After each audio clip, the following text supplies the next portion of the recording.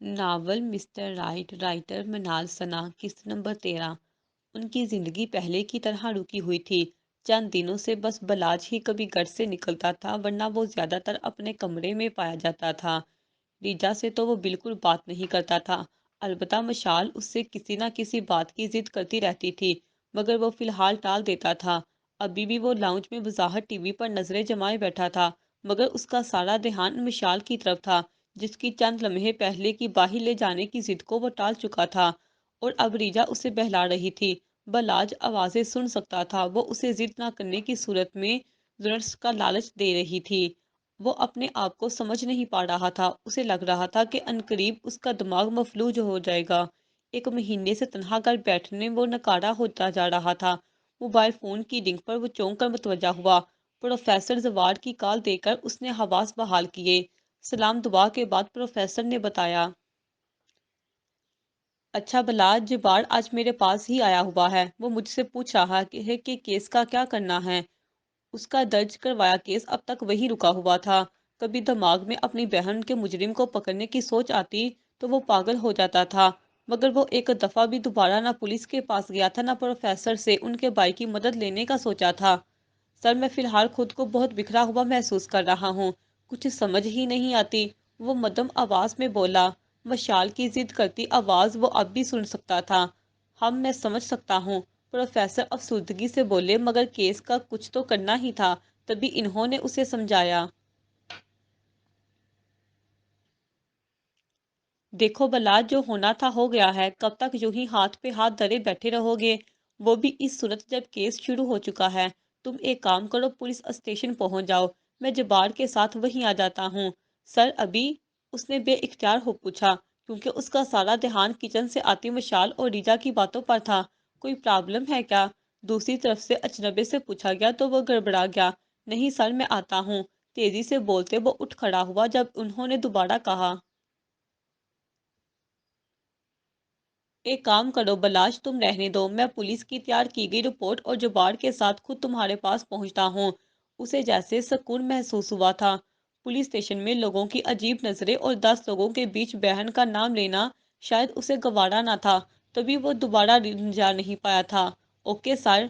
ढीला सा होकर वो वापस बैठ गया। राब्ता मनकता हो गया था। वो कुछ देर बाद आईजी से करने वाली बातें सोचने लगा। मशाल की आवाज अब नहीं आ रही थी। शायद वो रीजा के जुन्नट्स के लालच में आ चुकी थी। किचन से अब बर्तनों की आवाज आ रही थी और रीजा की बात पर मशाल की हंसी की।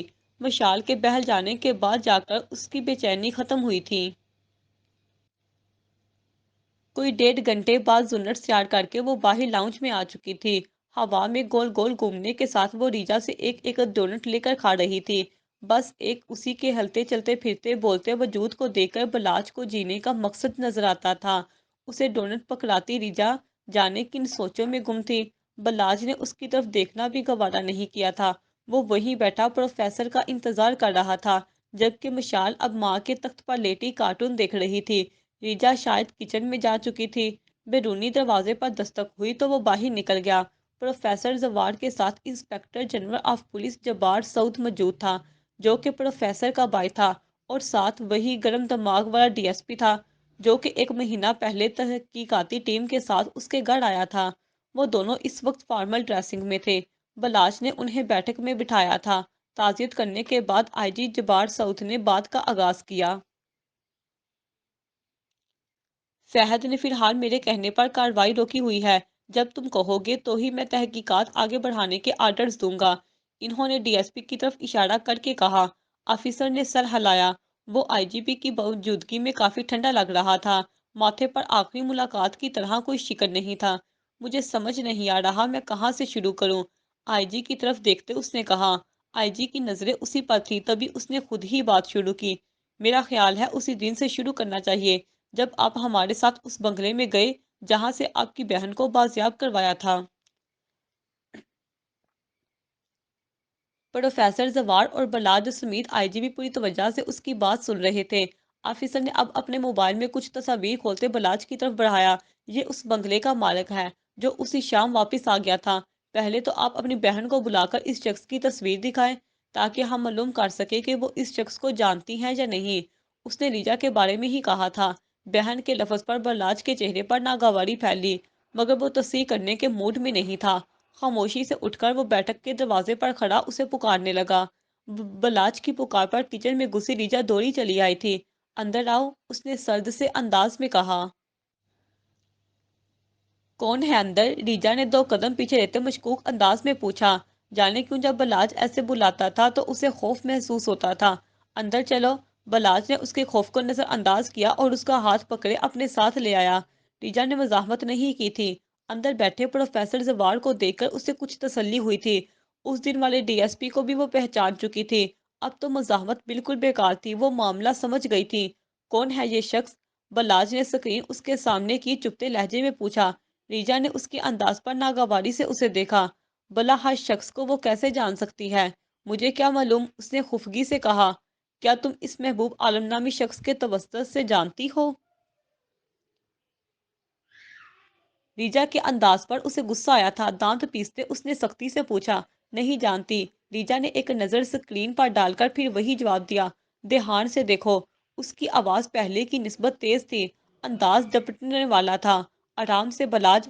प्रोफेसर जवार टोके बिना नहीं रह सके थे। प्रोफेसर जवार की हमदर्दी पर उसकी आंखें बढ़ गईं। हर शख्स बलाज का अंदाज महसूस करता सवाए उसके। वो रहानसी हो गई थी। मैं नहीं जानती से। मैंने महबूब आलम के सिवा किसी को नहीं देखा। बोलते हुए वो बेआवाज रोने लगी थी। कमरे में खामोशी छा गई थी। आईजी ने एक नजर उस पर डालकर डीएसपी से पूछा। फहद, क्या रिपोर्ट है बंगले के मालिक के बारे में? सर, हमने उसी दिन बंगला सेल कर दिया था। जिस पर उसने काफी वावेला किया। जब उसे सारा वाकया तफसील से बताया गया है तो उसने पुलिस को बयान लिखवाया है कि ये सब उसके ड्राइवर का किया धरा है। और ये ड्राइवर वही शख्स है जो कि विक्टिम को कॉलेज से लेकर गया था। उसने गाड़ी और गन दोनों को अपनी मलकियत तस्लीम किया है। उसका कहना है कि उसकी गन उसकी अलमारी से निकाली गई है। और गाड़ियां तो हमेशा ही गैराज में मौजूद होती हैं। उसकी वो गारंटी नहीं थी, तभी उस पर नंबर प्लेट मौजूद नहीं है। वो नई गाड़ी खरीदने के कागजात के साथ अपनी गन का लाइसेंस भी दिखा चुका है।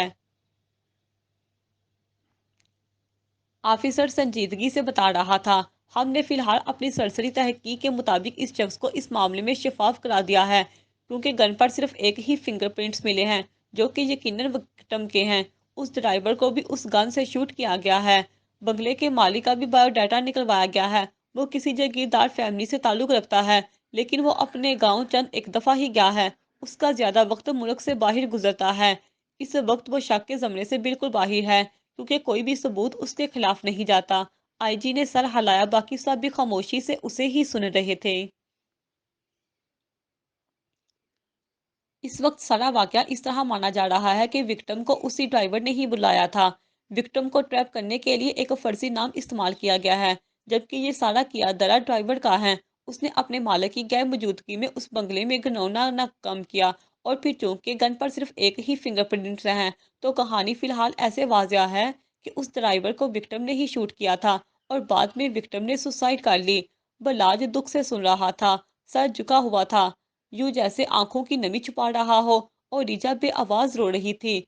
इसके अलावा बंगले के तकरीबन तमाम मुलाजमीन इस बात की गवाही दे चुके हैं कि ये सब किया तेरा ड्राइवर का है। किसी का कहना है कि वो काफी अरसे से मशकूक लग रहा था। और कोई बकायदा इस बात की गवाही दे रहा है कि उसने अपनी आंखों से विक्टिम को ड्राइवर के साथ आते देखा है। वो अभी आईजी की तरफ देखकर बात कर रहा था, फिर बलाज की तरफ रुख किया। इस केस को सॉल्व करना अगर बहुत मुश्किल है तो नामुमकिन भी नहीं, क्योंकि अभी इस ड्राइवर पर तहकीक की जा सकती है। उसके आगे पीछे कौन है इसके मुतल्लिक पूछा जा सकता है। सबसे अहम ये कि बंगले के मालिक पर नजर रखी जा सकती है। और सबसे आसान, बंगले के किसी मुलाजम को धमकी देकर या पैसों का लालच देकर तफ्तीश का हिस्सा बनाया जा सकता था। बलाज ने समझते हुए सर हिलाया।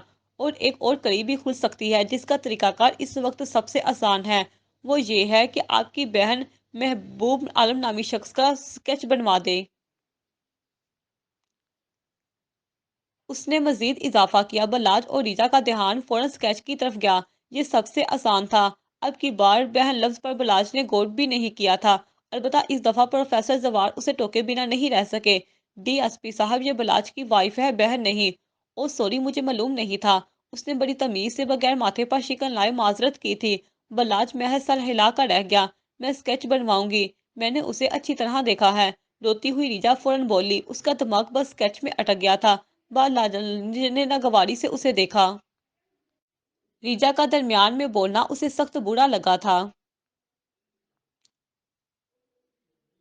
اور کیا معلوم کہ تصاویر میں موجود جو شخص آپ نے دیکھا ہے حقیقت میں وہی مجرم بھی ہو؟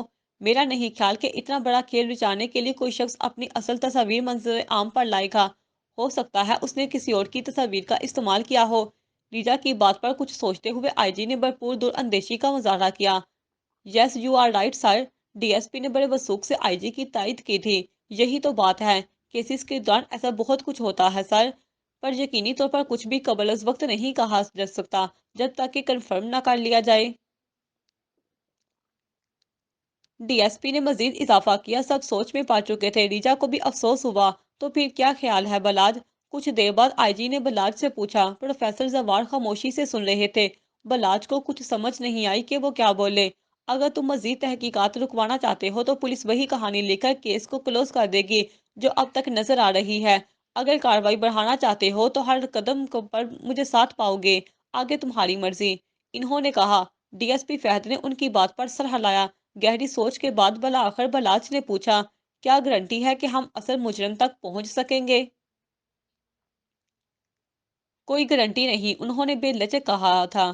جرم کی دنیا بہت وسیع ہے۔ مجرم اس قدر شاطر ہو چکے ہیں کہ اگر ہم آخری سرے تک بھی پہنچ گئے تو کیا معلوم وہاں بھی ایک فرضی مجرم ہمارے ہتھے چلے، اور بہت حد تک ممکن ہے کہ اصل مجرم بھی پکڑا جائے، کیونکہ ہماری پولیس جتنی بھی بدنام ہو جائے اگر اپنی آئی پہ آ جائے تو چوہے کے بل سے بھی مجرم کو نکال باہر کرتی ہے، انہوں نے مضبوطی سے کہا۔ ڈی ایس پی نے تائید میں زور و شور سے سر ہلایا۔ اور اگر میں کیس بند کرنا چاہوں تو؟ مٹھی پر تھوڑی ٹکا کر کچھ سوچتے ہوئے وہ کافی دیر بعد بولا۔ پروفیسر زوار اور ریجا نے ٹھٹک کر اس کی طرف دیکھا۔ دونوں کو ہی اس سے ایسی کوئی بات کی توقع نہ تھی، البتہ آئی جی اس کی بات پر کچھ متاثر نظر آ رہے تھے۔ میری رائے پوچھو تو روک دو تو کارروائی۔ بلاج کی طرف دیکھے، وہ اسی سے مخاطب تھے۔ میں اسی لیے بالکل نہیں کہہ رہا خود پر سے اس کیس کا بوجھ کم کروں۔ ہم آئے روز ایسے 10 کیسز سولو کرتے ہیں، پر میں کیس بڑھانے کا مشورہ تمہیں اس صورت میں دیتا جب تمہارے آگے پیچھے کوئی نہ ہوتا، مگر تمہاری اب بھی ایک بہن ہے، تمہارے ساتھ رہتی ہے، بیوی ہے جسے پروٹیکشن کی ضرورت ہے، جانے والی جا چکی ہے، لوٹ کر نہیں آ سکتی، مگر تم ایک اور بہن اور بیوی اس انتقام کی بیٹ نہیں چڑھا سکتے۔ وہ سمجھاتے ہوئے بول رہے تھے۔ بلاج سیدھا ہو بیٹھا۔ پروفیسر زوار بھی بائی کی بات سمجھتے سر ہلا رہے تھے۔ ڈی ایس پی کے تاثرات بھی چیخ چیخ کر کہہ رہے تھے کہ وہ آئی جی کی رائے کے حق میں تھا۔ البتہ ریجا کی رائے اس وقت سب سے مختلف تھی۔ اسے ایمی کے خون کا بدلہ چاہیے تھا۔ اف، یہ عورتوں والی جذباتی رائے!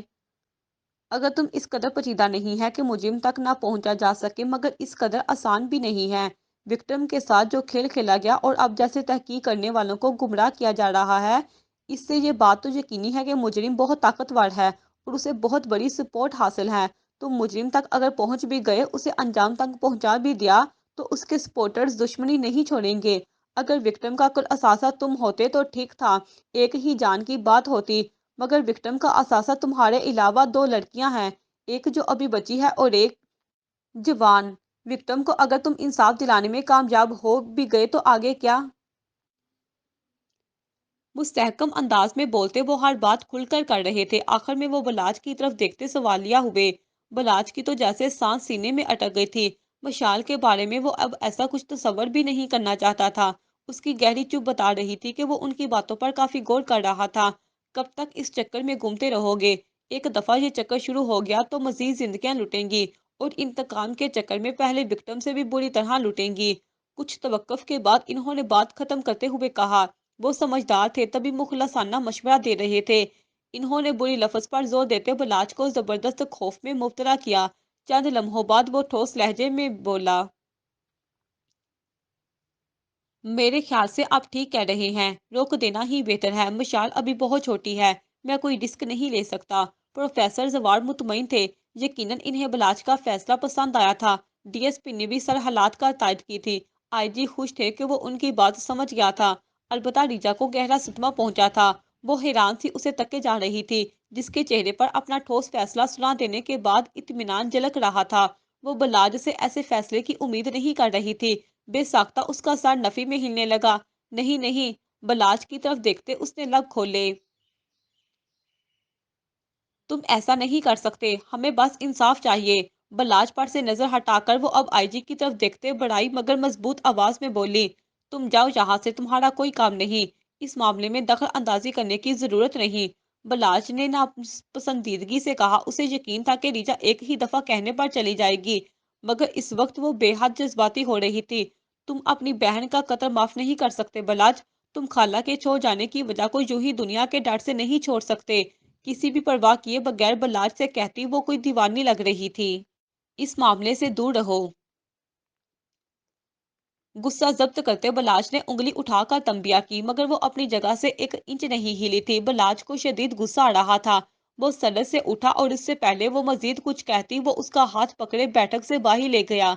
रीजा की किसी भी मुजाहमत को खातिर में लाए बगैर उसका दिमाग ठिकाने लगाने का सोचते वो उसे लाउंज में ले गया। ये अगली दोपहर की बात थी जब जहरा अपना मोबाइल हाथ में पकड़े रो रही थी। वो चाय बनाने आई तो लाउंज में बैठी जहरा को रोते देखकर उसे तशवीश हुई। क्या हुआ आंटी, आप रो रही हैं, सब खैर तो है? उसे वो अच्छी लगी थी, तभी उन्हें रोते देखकर वो पूछे बगैर न रह सकी। दूसरी तरफ उसे देखते ही जहरा का गुस्सा बढ़ गया। अब भी उनकी साड़ा से बात हुई थी जो न जाने क्यों अचानक ही बीमार हो गई थी, और इसी लड़की की वजह से वो उसे वापस नहीं बुला सकती थी। वो शारम की खूब खबर लेना चाहती थी, मगर वो तो लापरवाह बना कल से ही घर नहीं आया था। उस पर अशमीरा का चेहरा देखकर अंदर चलती हुए बस गुस्से की सूरत इख्तियार कर गई।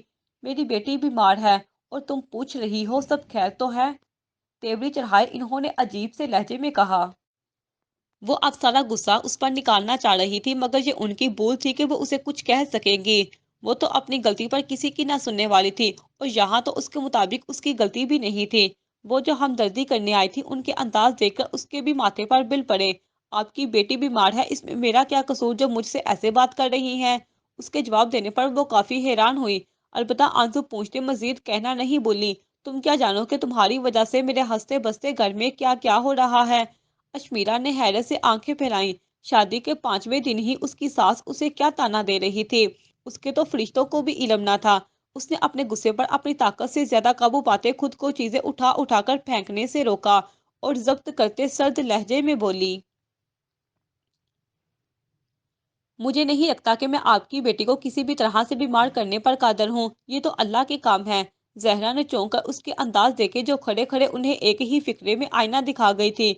बाकी जो कुछ भी इस लड़की की वजह से हुआ उसकी सारा की बीमारी से क्या ताल्लुक? वो तो हादसे में पहले भी कई दफा बीमार हुई थी। इन्होंने खुद को हजार दफा कोसा, मगर अब क्या फायदा? अब जब तक अशमीरा बीबी अपनी बड़ास ना निकाल लेती चुप कैसे होती? और अगर मेरे यहाँ रहने से आपके घर का सुकून बर्बाद हो रहा है तो बराए मेहरबानी अपने बेटे से कहकर मेरा बंदोबस्त करवा दे। उसके टके से जवाब पर जहरा गिड़गिड़ा गई। उसने बदतमीजी नहीं की थी, बस यूं ही उन्होंने जो कहा उसका जवाब बड़े अच्छे अंदाज में दिया था। गुस्से में वो क्या कर रही थी, ऐसे तो शारम का भी दिल दुखता। बेटी की फिक्र करने पर उस पर मजबूर करने पर गुस्सा कर दिया था। वो खुद भी बेखबर थी। वैसे भी इस लड़की से भला वो जीत सकती थी? इन्होंने खुद को यूं ही जवाब दिया और उसे देखने लगी, जो रुके बगैर तड़फन करती वहां से जा रही थी। रुको जरा। उनकी रोबदार आवाज पर वो न चाहते हुए भी रुक गई थी। मुड़कर देखा तो वो उसे अपने पास बैठने का इशारा करते बोली, बैठो, यहाँ काम है तुमसे। अशमीरा ने ताज्जुब से उन्हें देखा। अभी चंद मिनट पहले वो उसके पास आने पर क्या क्या कह रही थी, और अब शोहर से ज्यादा उसे अपनी सास अजीब लगी थी। दिल तो चाह रहा था उन्हें मजीद सुनाकर वहां से जाए, मगर मजबूरन ऐसा कर न सकी। वो जो भी कहती फिलहाल उसके पास जहां के अलावा कोई दूसरा ठिकाना नहीं था। उसने गहरा सांस लेकर जब्त किया और पैर पटकते उनके दाएं सिमत रखे सोफे पर जा बैठी। जहरा ने मुस्कुराहट दबाई। यूं पैर पटकते हुए मजबूरी में उनकी बात सुनती वो उन्हें फिर सारा की तरह लगी थी। उसे सवालिया नजरों से खुद को देखते पाकर इन्होंने गला खिनकार कर कहा, शारम को कॉल करो, मैं सुबह से 10 कॉल्स कर चुकी हूँ। मेरी कॉल तो उठा नहीं रहा, तुम्हारी उठा लेगा। उसके हाथ में मौजूद मोबाइल की तरफ इशारा किया गया था। उसने अजनबे से उनकी तरफ देखा और उनके बिगड़े मूड की वजह अब मालूम हुई थी। वो रवायती सासों की तरह 5 ही दिन में शोहर को बस बीवी का दमचुला समझने लगी थी। चूंकि ऐसा कुछ था ही नहीं तो वो कुछ सोचते हुए बोले, ओ अब मुझे समझ लगी कि आप मुझ पर क्यों बिगड़ रही हैं। जहरा ने हैरत से उसका चेहरा देखा कि शायद उसके दिमाग में चलती सोच पड़ सके। उन्हें मजीद कश्मकश में न डालते उसने खुद ही कह दिया, یقیناً آپ کو کوئی شدید قسم کی غلط فہمی ہو گئی ہے کہ آپ کے بیٹے نے مجھے اتنا اہم سمجھ رکھا ہے، مگر میں آپ کو بتا دوں ایسا کچھ نہیں ہے۔ خیر، ابھی دودھ کا دودھ اور پانی کا پانی ہو جائے گا۔ زہرا نے کہا، اچھا، واقعی والی نظروں سے اس کی طرف دیکھا۔ اسے تو جیسے ان کی نظروں میں چنوتی نظر آ رہی تھی، بدلے میں اس نے بھی ویسی ہی نظروں سے ان کی طرف دیکھا، جیسے کہہ رہی ہو ابھی میں یہ چیلنج جیت جاؤں گی۔ زہرا بس اس کی نادانی پر مسکرا ہی سکتی تھی، جبکہ وہ بڑی فرصت سے انگلی کو سکرین پر چلاتے نہ صرف شارم کا نمبر ملا چکی تھی، بلکہ فون کو سپیکر پر بھی ڈال دیا۔ وہ مشکل دوسری رنگ پر ہی سپیکر پر بڑی حشاش بشاش آواز ابری، زہے نصیب، صبح صبح اتنے خاص اور حسین لوگوں نے شارم تلال کو کال کرنے کا شرف بخشا۔ موبائل اس کے ہاتھوں سے چھوٹتے چھوٹتے بچا۔ اسے لگا جیسے غلط نمبر ملا دیا ہو، مگر ایک دفعہ پھر سکرین پر شرم کا ہی نام تھا۔ اس نے جٹ سے زہرا کی طرف دیکھا، جو ہونٹوں پر بکھرتا تبسم چھپانے کو چہرہ جھکا رہی تھی۔ ابھی وہ اتنے بڑے جھٹکے سے ہی نہیں سنبھلی تھی جب اس نے مزید کہا، بہت اچھا کیا آپ نے جو میری تھکی تھکی صبح حسین کر دی۔ محترمہ، گوڈے گوڈے ڈوب گیا ہے آپ کا مسٹر رائٹ، اشمیرا کی پسندیدہ ٹرم پر خاصا زور دیتے اس نے کہا۔ اشمیرا کے چہرے کا رنگ متغیر ہوا تھا۔ چیلنج ہارنے کی سوچ سے زیادہ اسے زہرا کی موجودگی میں اس کے الفاظ پر شرمندگی ہوئی تھی۔ یہ کیا کہہ رہے ہیں آپ؟ بے یقینی کے زیر اثر وہ بس یہی پوچھ سکی، جیسے اب بھی گمان تھا کہ وہ کہہ دے گا، یہ سب تمہارے لیے نہیں کہا، اتنے مشکل الفاظ بولتا ہوں میں۔ وہ مزے سے پوچھ رہا تھا۔ اشمیرا کوئی جواب نہیں دے سکی تھی۔ اس نے وہ مشکل سر اٹھائے زہرا کی طرف دیکھا، جو اب سنجیدگی سے کہہ رہی تھی، اس سے کہو سادہ کو گھر بلوانے پر اب بھی اس کے کوئی تحفظات ہیں تو مجھے بھجوا دے میری بیٹی کے پاس، بیچاری بخار میں پھنک رہی ہے۔ ان کی ناراضگی بڑی آواز دوسری طرف موجود شارم نے بھی بآسانی سنی تھی۔ اشمیرا نے کچھ بھی کہے بغیر موبائل زہرا کی طرف بڑھا دیا۔ شارم، میری کال کیوں نہیں اٹھا رہے؟ کوئی ضروری بات بھی ہو سکتی ہے۔ فون کان سے لگاتے ہی انہوں نے گھر کہا، امی گھر ہی آ رہا ہوں، راستے میں ہوں، اس لیے آپ کی کال نہیں اٹھائی۔ خضر کو ڈسچارج کروانے کے بعد وہ اب گھر کے لیے نکلا تھا۔ بیوی کی دفعہ بھی تو راستے میں ہی ہونا، یا کو کاف چلے گئے تھے؟ اس کے مطمئن انداز پر زہرا کی تیوری چڑھ گئی تھی۔ اشمیرا نے ایک چور نظر ان پر ڈالی اور تیزی سے لاؤنج سے نکل گئی۔ امی یار سمجھا کریں، اس کی کال دیکھ کر تو واقعی کو کاف پہ چلا گیا تھا، پتا ہوتا آپ نے کروائی ہے تو دھرتی پہ ہی رہتا نا۔ وہ غصے سے بڑی ماں کو مسکرانے پر مجبور کر گیا تھا۔ سارا غصہ جاگ کی طرح بیٹھ گیا۔ اچھا چلو جلدی آؤ، بہت ہو گیا شرم، اب مجھے کسی بھی طرح سارا کے پاس جانا ہے بس۔ ڈائننگ ٹیبل کے پاس کھڑی اشمیرا کو دیکھتے انہوں نے سنجیدگی سے کہا، لے جاؤں گا سارا کے پاس بھی، پہلے یہ بتائے میری بیوی کی کمپنی اتنی بری لگی ہے جو آپ کو سارا کی ہر وقت یاد آتی رہتی ہے؟ ان کا دھیان بٹانے کو اس نے شرارت سے پوچھا تھا۔ کیسی کمپنی؟ تمہاری بیوی کے تو بھائی مزاج ہی نہیں ملتے۔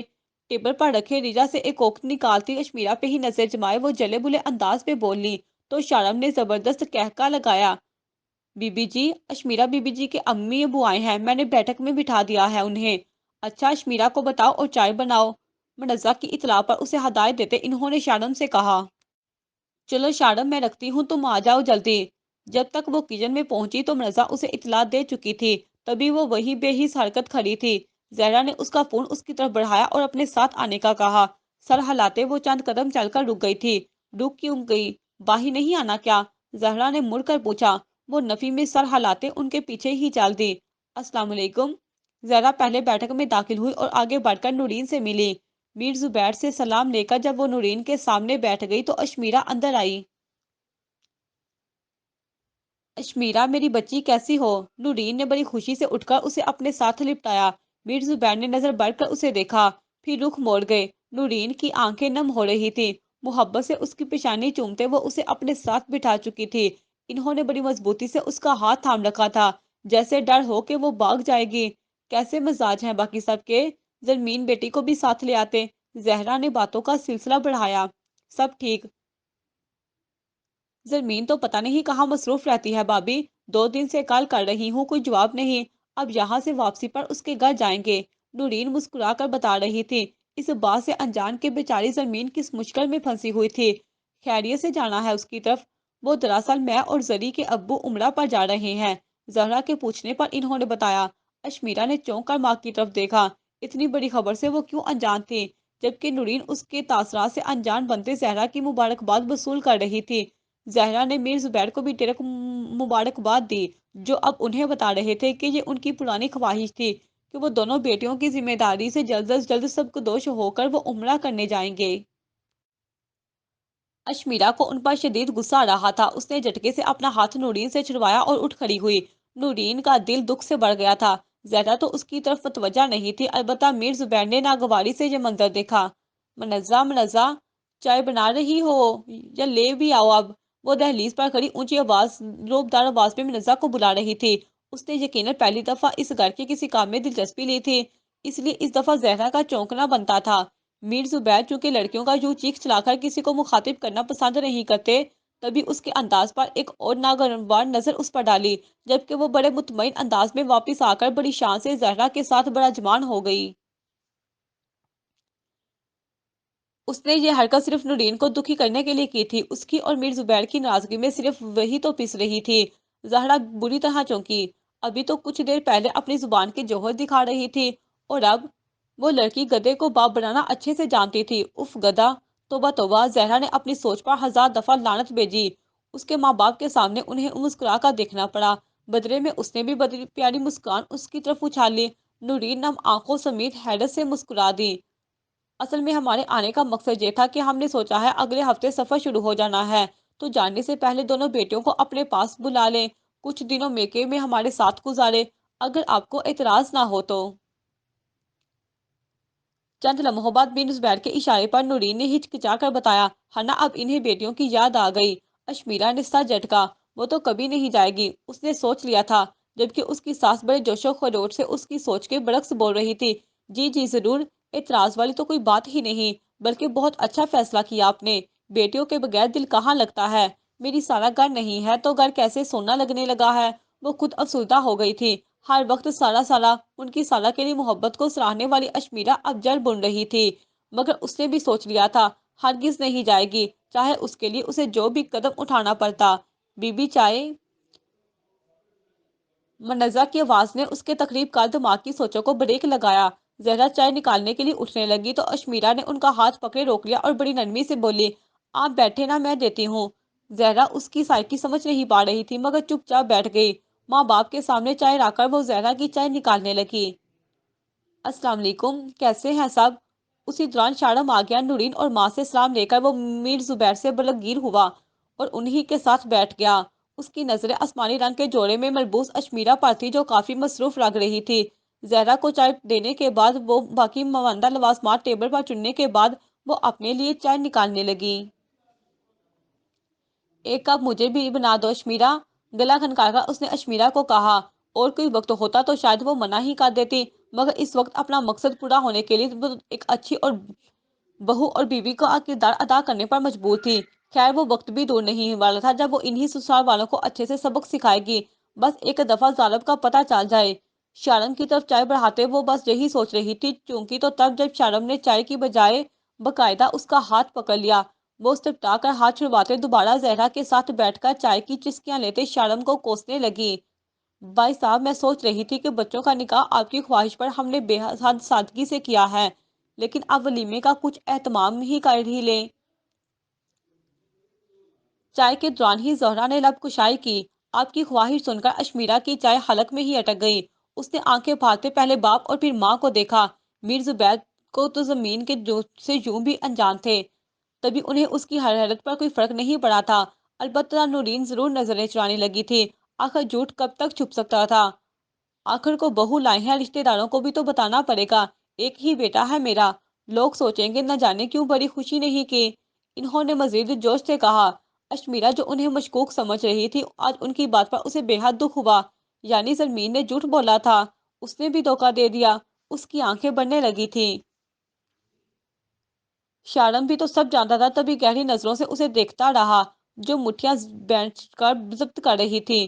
وہ یہاں سے اس بھی وقت چلی جانا چاہتی تھی، مگر انہیں اس میر زبیر کو پریشان کرنا ہی تھا، چاہے اس کے لیے کچھ بھی کرنا پڑے۔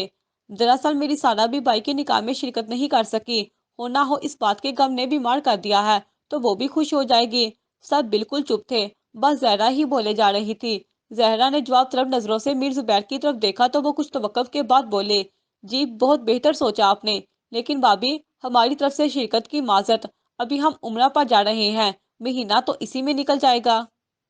اشمیرا کا دماغ گھومنے لگا تھا۔ کیا ان کی بیٹی اشتہاری تھی جو وہ ایسے بونڈے جواز دے رہے تھے؟ وہ یقیناً نکاح والے دن کی اس کی بدتمیزی کی وجہ سے یہ سب کر رہے تھے، مگر ہر دفعہ وہی کیوں؟ اور اس کے بعد واپس آ کر مجھے اور امیرہ کو دوبارہ کام کے سلسلے میں کویت جانا ہے تو پیچھے رہ ہی کون جاتا ہے؟ شوہر کے کٹھون پر نورین اب لا تعلق ہو چکی تھی۔ اس دفعہ تو زہرا نے بے حد حیرت سے میر زبیر کی طرف دیکھا۔ وہ تو اڑ ہی گئے تھے، بیٹی کے سسرال بھی پرواہ نہیں کی۔ شرم کو بھی ان پر افسوس ہوا۔ جب وہ غیر ہو کر ان کی اکڑ محسوس کر رہے تھے تو بیچاری اشمیرہ کا کیا حال ہوگا؟ وہ سب تو ٹھیک ہے، ظاہری بات ہے کہ ہم فنکشن وغیرہ تو کر لیں گے، مگر ہمارے رشتہ دار تو سوال کریں گے کہ دلہن کے گھر والے۔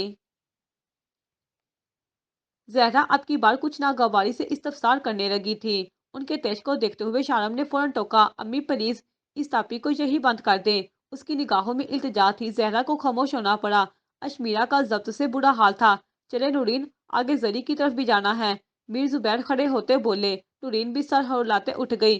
انہوں نے دھیمی آواز میں اشمیرہ کو مخاطب کیا، چلو اشمیرہ، جلدی سے تھوڑی بہت تیاری کر لو، تمہارے ابو جلدی میں ہیں، جاؤ بیٹا۔ زہرا نے بھی بمشکل کہا۔ شارم کن آنکھوں سے اس کی طرف دیکھ رہا تھا جو اپنی نشیز سے چھوڑتے مضبوطی سے بولی، نہیں، مجھے کہیں نہیں جانا۔ ایسے صفات چٹا انکار پر میر زبیر اور نورین کی آنکھیں پھیل گئی تھی۔ شارم البتہ مطمئن بیٹھا تھا، وہ جان گیا تھا کہ وہ کچھ تو کرنے والی تھی۔ آنٹی سارا سے ملنے جا رہی ہیں، ایسے میں گھر خالی ہو جائے گا، شارم کو بھی کسی کی ضرورت ہوگی، اس لیے میں نہیں جا سکتی آپ کے پاس۔ اب کی بار حیران ہونے کی باری زہرا کی تھی۔ اس کی حرکت سمجھتا شارم تیزی سے امٹتی مسکراہٹ دبا گیا۔ بیٹا بس 2 دن کی تو بات ہے، ہمارے ساتھ تھوڑا وقت گزار کر واپس آ جانا، جلدی لے جائے گا شرم۔ زرمین بھی تو ہوگی تمہارے ساتھ، نورین نے اصرار کیا۔ میر زبیر تو بس اس کے تیور ملازہ کر رہے تھے۔ جی نہیں، میری طرف سے معذرت، اب بہت مصروف ہو گئی ہوں میں۔ مصروف؟ واہ اشمیرہ بی بی، کل تو خود کو فارغ ترین کہہ رہی تھی اور آج گرگٹ کی طرح رنگ بدلتی ہے یہ لڑکی۔ زہرا کو اس پر شدید تاؤ آ رہا تھا۔ ویسے بھی اب مجھے آپ کے گھر کی عادت نہیں رہی۔ وہ باہر کی طرف قدم بڑھاتے بولی۔ میر زبیر مٹھیاں بیچتے اپنی چھوٹی اولاد کی ہر درمی دیکھ رہے تھے۔ البتہ نورین طرف کر اس کی طرف لپکی۔ اچھا شمی، میری بات تو سنو، کوئی بات نہیں چندہ، آؤ بھی، جب فارغ ہو جاؤ گی یا جب دل کرے پھر آ جانا، تمہارا اپنا گھر ہے۔ انہوں نے اسے روک لیا تھا۔ اس کے سامنے جا کر وہ دوبارہ اس کی پیشانی چوم رہی تھی۔ اشمیرہ کا دل بڑھنے لگا تھا، مگر غصہ حد سے سوا تھا۔ تمہارے ابو نے چیک بھیجا تھا زری کے ہاتھ، وہ شاید تمہیں دینا بھول گئی تھی، یہ رکھ لو۔ انہوں نے بیگ سے چیک نکال کر اس کی ہتھیلی پر رکھنا چاہا۔ وہ نکاح پر ملنے والی ساری سلامی وہی صوفے پر رکھائی تھی جہاں وہ آخری دفعہ بیٹھی تھی۔ تبھی گھر والے اسے بار بار کچھ رقم دینا چاہ رہے تھے، مگر وہ بھی اپنے نام کی ایک ہی تھی۔ بڑی نرمی سے ان کے ہاتھوں سے اپنے ہاتھ نکالتے سپاٹ لہجے میں بولی، امی، کبھی تو ڈرنا چھوڑ کر سچ بول دیا کریں۔ وہ مجھے دینا بھولی نہیں تھی، میں نے لینے سے انکار کر دیا تھا۔ بغیر کسی بھی خوف کے وہ بولی تو نورین گھبرا گئی۔ اس جگہ پر اس کا منہ کھلوانے کا مطلب صرف بربادی تھا۔ انہوں نے کوئی وجہ نہیں پوچھی تھی کیونکہ بات بڑھانا نہیں چاہتی تھی، بس زبردستی اس کے ہاتھ میں چیک تھماتے بولی، اچھا پھر یہ رکھ لو، تمہیں ضرورت؟ کیا کروں گی رکھ کر؟ اب کسی چیز کی ضرورت نہیں رہی۔ اس نے جیسے اپنا تمسک اڑایا، بلا آخر ایک آنسو گال پر لڑک گیا تھا جسے اس نے بے دردی سے صاف کیا۔ اس نے مسلطن ہی ساس اور شوہر کے سامنے یہ سب کیا تھا کیونکہ آج اس سب کے بعد وہ شرم کو سب بتا دینے کا فیصلہ کر چکی تھی۔ منزہ، یہ برتن اٹھا لے آ کر، مہمان واپس جا رہے ہیں۔ اس نے پھر باپ کی ناپسندیدہ حرکت دہرائی تھی اور اب کی بات تو اس نے پس پر وہ ماں باپ کو یہاں سے چلے جانے کا اشارہ دیا تھا۔ وہ کمرے سے نکل گئی اور بھاگتے ہوئے اوپر چلی گئی۔ میر زبیر کی آنکھوں سے شرارے لپک رہے تھے۔ وہ تن فن کرتے نورین کا انتظار کیے بغیر نکل گئے، جبکہ نورین اس سب کے بعد بے حد شرمندہ تھی۔ وہ پلٹ کر زہرا کی طرف دیکھتے منمنائی، میں معافی چاہتی ہوں بابی۔ وہ بس باپ بیٹی کی ذرا سی بات پر انبن چل رہی ہے تو۔ ان کا ضبط ٹوٹتا دیکھ کر شارم سرت سے آگے بڑھا اور انہیں مزید شرمندگی سے بچاتے بازو کے حلقے میں لے کر بولا، کوئی بات نہیں آنٹی، آپ بے فکر ہو جائیں۔ وہ انہیں لیے باہر نکل گیا۔ زہرا حیرت سے شارم کی پوچھ تکتی رہ گئی۔ آخر ان کے بیٹے پر کون سا جادو ہو گیا تھا جو ہر چیز فراموش کیے جا رہا تھا؟ بیٹا وہ بڑی جذباتی ہے، مجھے تو بس اسی کی فکر رہتی ہے، خیال رکھنا اس کا، نورین نے بیرونی دروازے پر پہنچ کر بڑائی آواز میں کہا۔ شارم نے سر ہلایا اور ان کی اپنی طرف سے پوری تسلی کروا کر بھیجا، چند لمحوں بعد وہ واپس آیا تو زہرا حیران سی وہی بیٹھی تھی۔ اسے دیکھتے ہی اشمیرا والی نشست کی طرف اشارہ کرتے بے یقینی سے پوچھا، یہ تمہاری بیوی ہی تھی نا؟ امی، شارم نے شکایتی انداز میں ان کی طرف دیکھا تھا۔ ہاں، میں تو حیران ہو رہی ہوں۔ سسرال والوں کے کندھے پر بندوق رکھ کر چڑھائی ہے اس نے، وہ افسوس سے بول رہی تھی۔ شارم خود بھی اچھے سے جانتا تھا تبھی انکار نہیں کر سکتا تھا۔ البتہ اس نے سنجیدگی سے کہا، آپ جانتی ہیں اس نے ایسا کیوں کیا؟ زبیر انکل بھی تو اب حد کر رہے ہیں۔ ویسے ٹھیک کہتے ہو، نہ جانے کیوں وہ اب بھی اتنا اکڑ رہے ہیں۔ میر زبیر کے ذکر پر ذرا بھی ناگواری سے کہنے لگی، اپنی اکڑ میں وہ یہ تک نہیں سوچتے کہ بیٹی کے سسرال والے کیا سوچیں گے۔ وہ تو ہم ہیں جو سب جانتے ہیں اور چپ بھی ہیں۔ کوئی اور ہوتا تو انہیں پتا چلتا کہ سمندیوں کے ساتھ کیسا سلوک کیا جاتا ہے اور کیسا نہیں۔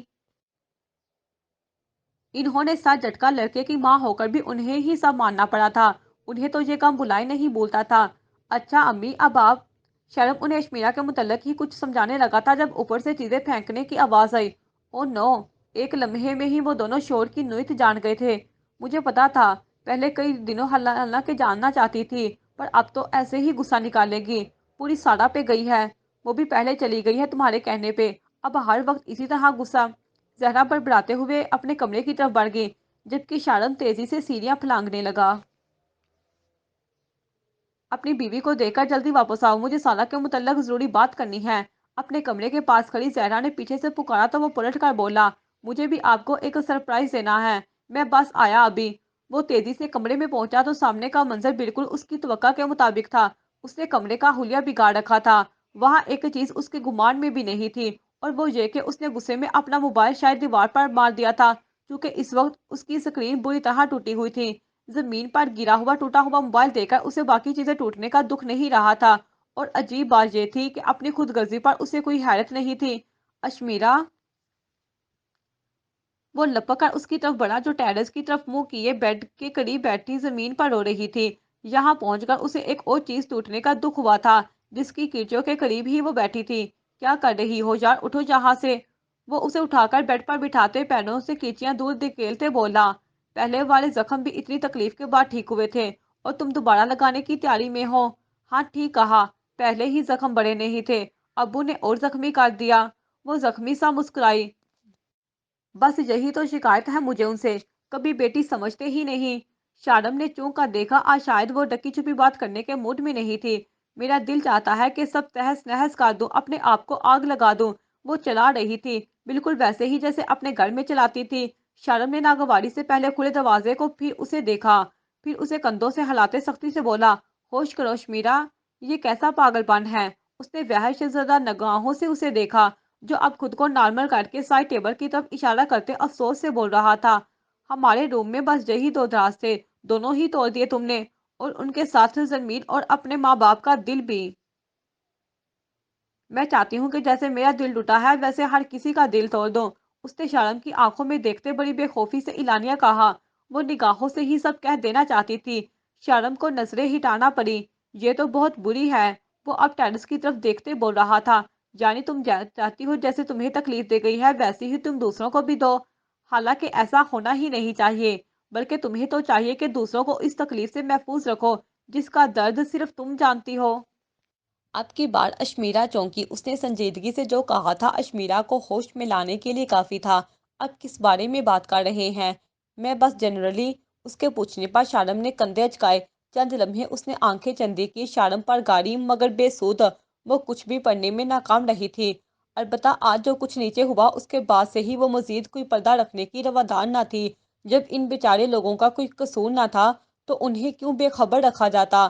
اب بھی یہ سب پتا ہونا چاہیے، اس نے فیصلہ کن انداز میں سوچا۔ مجھے آپ کو کچھ بتانا ہے، آنسو صاف کرتے بلا آخر اس نے مضبوطی سے کہا۔ شارم کا دل ناخوشگوار انداز میں دھڑکا۔ وہ نہیں چاہتا تھا کہ وہ سب کچھ اسے بتا کر ڈنکے کی چوٹ پر اس کی طرف سے ملی چھوٹ کا ناجائز استعمال کرے۔ ابھی وہ نہیں جانتی تھی کہ اسے چھوٹ دی جا رہی تھی، البتہ سب بتا کر چھوٹ مل جانے پر وہ خود کو اس کی نظروں میں کاٹ کا الو نہیں بنانا چاہتا تھا۔ ابھی امی کو سالہ کے پاس لے کر جا رہا ہوں، تمہاری بات رات کو سنوں گا۔ اس نے بڑے آرام سے ٹال دیا تھا۔ اسے یقین تھا کہ کچھ وقت گزرنے کے بعد وہ جلد بازی میں کیے اپنے فیصلے پر ضرور غور کرے گی۔ کہاں؟ اسلام آباد؟ اس کے سوال پر وہ سوچوں سے نکلا۔ اب کیا بتاتا اسے کہ واصف اس کے کہنے پر صبح ہی سالہ کو لے آیا تھا اور اس وقت وہ واصف کے گھر میں تھی۔ ہاں، ایک جھوٹ کو چھپانے کے لیے اسے مزید جھوٹ بولنا ہی پڑا۔ نہ جانے اب تک وہ کتنے جھوٹ بول چکا تھا۔ اس نے ٹھنڈی آہ بھر کر حیرت سے خود کو دیکھتی اشمیرا سے کہا، مگر میں آ جاؤں گا کچھ دیر میں، زیادہ ٹائم نہیں لگے گا۔ منزہ تمہارے ساتھ ہی ہوگی میرے آنے تک۔ اس نے محض سر ہلانے پر اکتفا کیا۔ ویسے اچھا ہی تھا کہ وہ دونوں ماں بیٹا چلے جاتے۔ وہ کچھ دیر بالکل تنہائی چاہتی تھی۔ اسے ساری بات تو وہ رات کو بھی بتا سکتی تھی۔ منزہ جلدی اوپر آئیں۔ شارم اسے کہنے کے بعد دروازے سے سر باہر نکالنے منزہ کو آوازیں دینے لگا تھا۔ چند لمحوں بعد وہ کمرے میں آئی تو شارم نے اپنی موجودگی میں سے اس سے کمرہ صاف کروایا اور شام تک وہی رہنے کی ہدایت دی۔ وہ چلی گئی تو جانے سے پہلے شارم نے بتایا، اچھا ہم جا رہے ہیں، تم امی سے ملو گی؟ شارم کو محوم سی امید تھی کہ وہ زہرا کے جانے کا سن کر ان سے ضرور ملے گی، مگر اس نے نفی میں سر ہلاتے اس کی امید کا سر کچل دیا۔ ایک خاموش نظر اس پر ڈالتا وہ باہر نکل گیا۔ اپنے پیچھے وہ صرف تنہائی اور خاموشی چھوڑ گیا تھا۔ دروازہ بند ہونے کی آواز سن کر وہ پھوٹ پھوٹ کر رو دی۔ دل پر پڑا بوجھ رونے سے ہی ہلکا ہو سکتا تھا۔ لاؤنج میں پہنچ کر بھی ریجا کی مزاحمت جاری تھی۔ بلاج کی تیوری چڑھ گئی، مگر وہ پہلے مہمانوں کو رخصت کرنا چاہتا تھا۔ لاؤنج میں اسے چھوڑ کر وہ وہاں کا داخلی دروازہ بند کر کے واپس بیٹھک میں آ گیا۔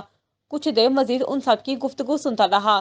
جانے سے پہلے پروفیسر زوال نے اسے ریجا کے معاملے میں نرمی رکھنے کی تلقین کی تھی، جسے وہ سر ہلاتے بیزاری سے سنتا رہا۔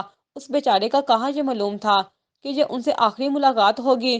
ان سب کو رخصت کر کے وہ واپس آیا اور سیدھا ریجا کا سر ہو گیا، آئندہ تم اتنے لوگوں کے بیچ اپنی چونچ کھولنے سے پرہیز کرنا۔ سوئی ہوئی مشال کے بالوں میں انگلیاں چلاتی گہری سوچ میں ڈوبی ریجا اس کی سرد آواز پر چونک کر متوجہ ہوئی، پھر تیزی سے اس کے سامنے سے نکلتی کچن کی طرف چلی گئی۔ بلاش نے ناگواری سے اس کے تیور دیکھے جو ابھی مزید اسے تپانے والی تھی۔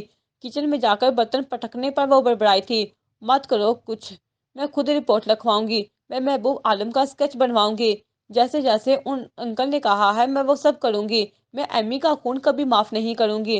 آخر میں اس کی آواز تیز ہو گئی تھی، وہ اسے ہی سنا رہی تھی۔ نرم نگاہوں سے مشال کو دیکھتا وہ اس کی آوازوں پر چونک گیا، ماتھے پر بن ڈالے وہ وہیں کھڑے گرایا، بکواس بند کر لو اپنی، میں نے فیصلہ کر لیا ہے، میں ایمی کا خون معاف نہیں کروں گی، میں جاؤں گی، میں خود جاؤں گی پولیس کے پاس، تم چاہے جو بھی کرو۔ اس نے ایک اور برتن پوری قوت سے شر پر پٹکا جو کہ بولتے ہوئے اس کی آنکھیں بھیگ رہی تھی۔ ریجا، وہ چلاتے ہوئے کچن میں آ گیا۔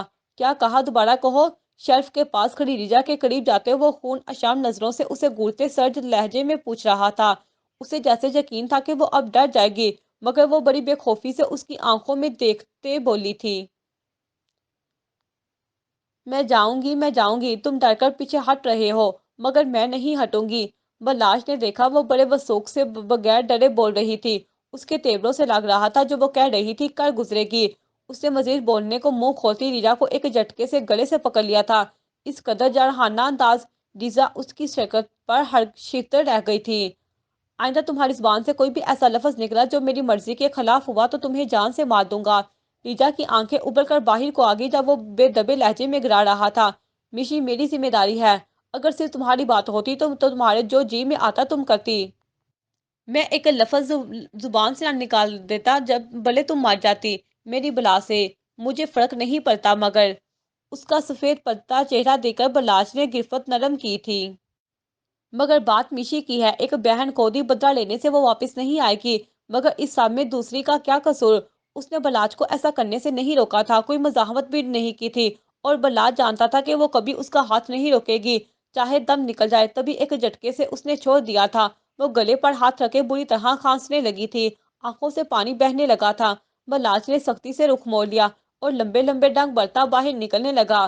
باہر نکلنے سے پہلے وہ ایک دفعہ پھر مڑا، گہری نظر اس پر ڈالتے یک ٹھنڈے انداز میں بولا، میری بات یاد رکھنا ریجا، اگر اب تمہاری وجہ سے میشی پر آنچ بھی آئی تو مجھ سے کوئی برا نہیں ہوگا، میں خود بھی نہیں جانتا کہ میں کیا کر گزروں گا۔ تو ٹھیک ہے، تمہیں میشی کی ہی فکر ہے تو تم اس کے ساتھ رہو، میں الگ ہو جاتی ہوں، چھوڑ جاؤں گی تمہارا گھر، خدا کی زمین بہت بڑی ہے۔ باہر نکلتے بلاج کے قدم تھم گئے تھے۔ اس نے بے یقینی سے مڑ کر دیکھا کہ آیا یہ بات ریجا نہیں کہی تھی، میں میشی پر اور تم پر آنچ لائے بغیر ہر قدم اٹھاؤں گی، مگر میں ایمی کا خون معاف نہیں کروں گی، وہ بھی تب تک جب مجرم کو پکڑنا ناممکن نہ ہو، سمجھے تم؟ खांसते हुए वो मजबूती से बोली थी। बलाज की आंखों में खून उतर आया था, मगर अब की बार वो खुद को रिजा के करीब जाने से रोक चुका था। वो मजीद उसके साथ जोर जबरदस्ती नहीं करना चाहता था। तुमने अभी क्या कहा? शहर से बोतल उठाकर जमीन पर मारते वो चला था। सुर्ख आंखों से वो उसे ही घूर रहा था, जबकि रिजा ने घबराकर बाहर सोई मिशाल पर नजर डालते कहा, बलाज प्लीज आराम से बात। मैंने पूछा, क्या बकवास की है तुमने? उसकी बात काटते वो चलाया था। रिजा को उसके अंदाज पर गुस्सा आ रहा था। वो अब रिजा को किसी भी खातर में नहीं लाना चाहता था। वो अंदर ही अंदर कुल्ला रही थी। शदीद मोहब्बत करने वाला शख्स इस कदर बदल चुका था, उसका दुख तो बनता था। मैंने कहा, मैं एमी का केस बंद नहीं होने दूंगी, चाहे इसके लिए मुझे तुम्हारा घर छोड़कर। वो अभी उसी के अंदाज में बोल रही थी, मगर बालाज ने बात मुकम्मल होने नहीं दी थी। उसके बाजू दबोचे वो सर्द लहजे में दोहरा रहा था, मेरा घर छोड़ोगी तुम? खून अशाम नजरों से उसे घूरते वो शदीद गुस्से में लग रहा था।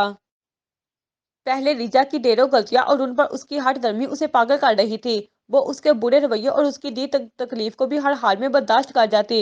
बल्लाज उसे जानता था कि वो इस सब से कभी नहीं डरेगी, और वो ये भी जानता था कि अब उसकी कमजोरी क्या है। मैं ये नौबत ही नहीं आने दूंगा, सर्द लहजे में उसने जताया। यकदम उसके ठंडे पड़ जाने पर रिजा को हैरत हुई। वो उसे अपने साथ लिए किचन और बरलाउंज से बाहर निकल गया। उसे रिजा को अपने साथ घसीटने की जरूरत नहीं पड़ी थी, क्योंकि वो खुद खामोशी से उसके साथ खींचती चली जा रही थी। वो उसे घर के अंदरूनी हिस्से से बाहर गैराज में ले आया था। वहां बलाज की बाइक खड़ी थी, और उसे कुछ फासले पर जनरेटर और कुछ फालतू सामान था। लीजा नासमझी से उसे देख रही थी, जो अब उसका हाथ छोड़ते उस फालतू सामान से कुछ तलाश कर रहा था। उसने बलाज को जनरेटर फ्यूल से बड़ी गैर निकालते देखा। उसे बोतल का ढक्कन खोलते देखा। एक लम्हे को उसकी आंखें फैली। वो यकीनन ये फ्यूल उस पर उलटने आ रहा था। वो जख्मी सा मुस्कुराते बोली, मुझे अफसोस है बलाज के तुम मोहब्बत करना और मोहब्बत से बात करना भूल चुके हो, मगर मैं अब भी तुमसे ही मोहब्बत करती हूँ। तुम्हारे हाथ से तो मुझे मरना भी कबूल है। तुमसे किसने कहा मैं तुम्हें मारूंगा? वो तम सकराना अंदाज में पूछ रहा था। जानता था उसका जवाब ऐसा ही होगा। इस वक्त सिर्फ एक ही कमजोरी थी, और वो था बलाज। लीजा भी उसकी बात का मकसद समझती। बलाज ने बोतल खुद पर उलटना शुरू कर दी। बलाज, लीजा के पैरों से जमीन खिसक गई थी। उसका तेजी से पेट्रोल में बिकता वजूद लीजा का दिल दहला गया। पागल हो, ये क्या कर रहे हो? वो तेजी से उसकी तरफ बढ़ी और उसके हाथ से बोतल लेने की कोशिश की। वो नफी में सर हिलाता उससे कुछ फासले पर हो गया।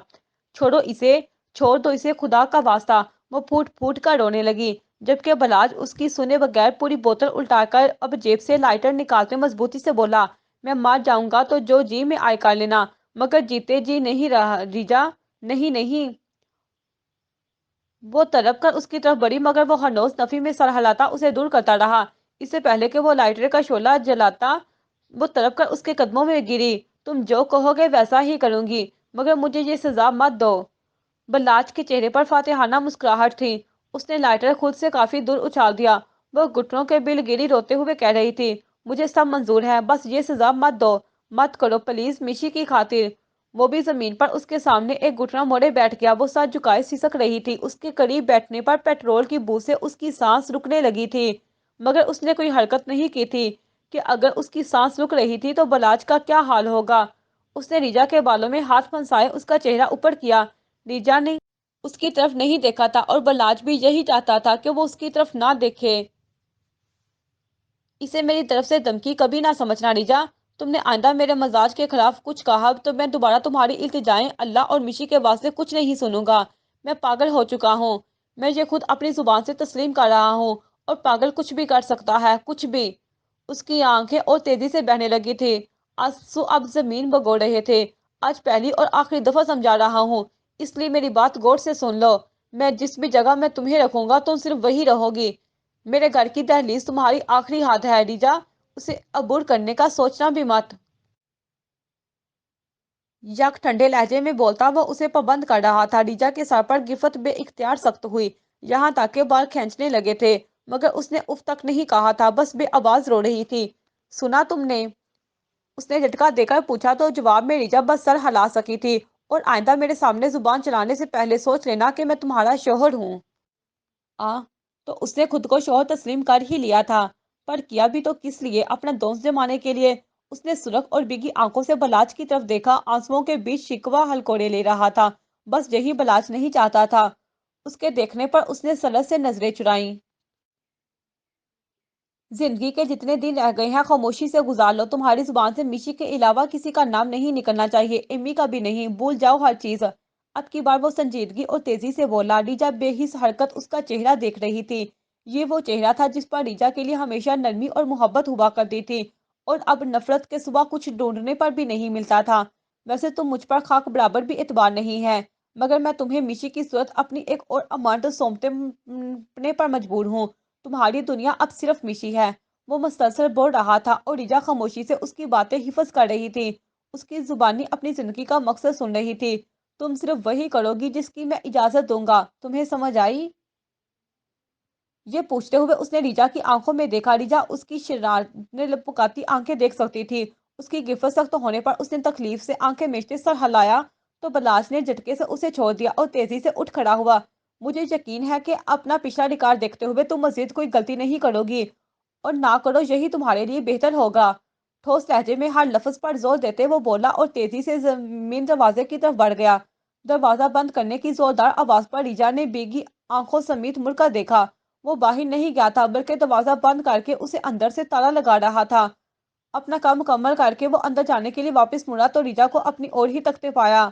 ہوا میں اس کے سامنے چابی لہراتے وہ تعصب سے بولا۔ افسوس کہ تم اب قابل اعتبار نہیں رہی ریجا۔ اپنی بات کہہ کر وہ اسے وہیں چھوڑے اندر چلا گیا۔ اسے اب کوئی پریشانی نہیں تھی، کیونکہ وہ ریجا کو اچھے سے پابند کرنے کے ساتھ تالا بھی لگا چکا تھا۔ وہ جانتا تھا اب ریجا اس کی مخالفت تو دور کبھی اس کی بات ٹالے گی بھی نہیں، کیونکہ وہ اس کی کمزوری جان چکا تھا۔ گھر میں اپنی موجودگی کے باوجود بھی وہ دروازے کو اندر سے تالا لگا کر اس پر یہ واضح کر چکا تھا کہ اسے ریجا پر اتنا بھی اعتبار نہیں رہا۔ وہ وہیں زمین پر ڈیٹتے زاروں قطار رونے لگی تھی۔ وہ اسے محض اپنا نام دے کر اپنی زندگی اس پر تنگ کر چکا تھا۔ وہ جانتی تھی وہ تھک جائے گی، ٹوٹ کر ریزہ ریزہ ہو جائے گی، مگر اس کی محبت اسے یہ سب کروانے پر مجبور تھی۔ جاری ہے۔